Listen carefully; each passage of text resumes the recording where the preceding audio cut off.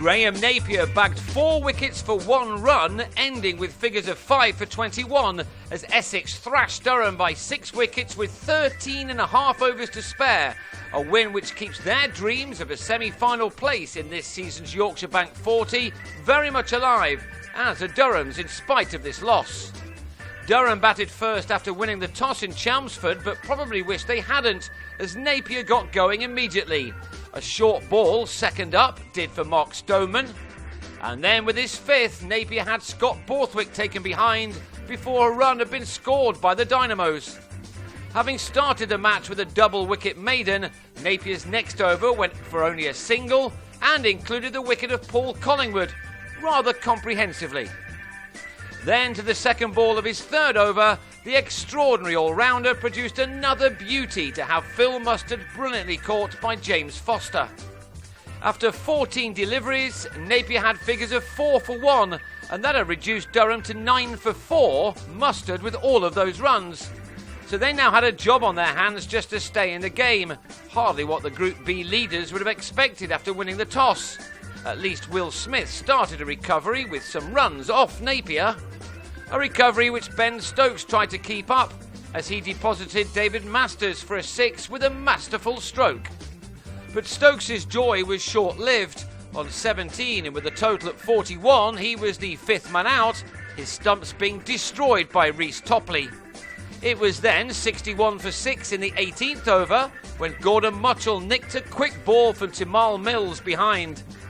Thankfully, as far as Durham were concerned, Gareth Breeze was able to add 55 runs in 12 overs with Smith. But then Breeze chose the wrong shot to Ryan Tenduscarter and was bowled for 23 at 116 for 7. To his credit, Smith stuck it out well, passing a 50 off 73 balls, while Ryan Pringle tried to keep the innings moving by pulling Topley for a maximum. The recovery by these two was never fully realised, however. On 53, Smith slogged Mills to Ravi Bopara, while Mark Wood gave the left-arm quickie his 3rd wicket next ball as he was trapped bang in front.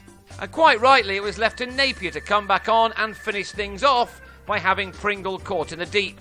From 6.1 overs, Napier had figures of 5 for 21 as Durham were dismissed in the 35th over for just 138. That was surely never going to be enough, although Essex too began badly. Hamish Rutherford fell in the 1st over of the reply, edging Wood to Breeze in the slips.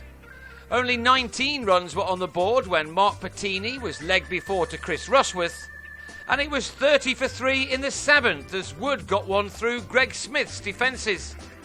So perhaps we had a game on after all on a surface which the quick bowlers were certainly enjoying.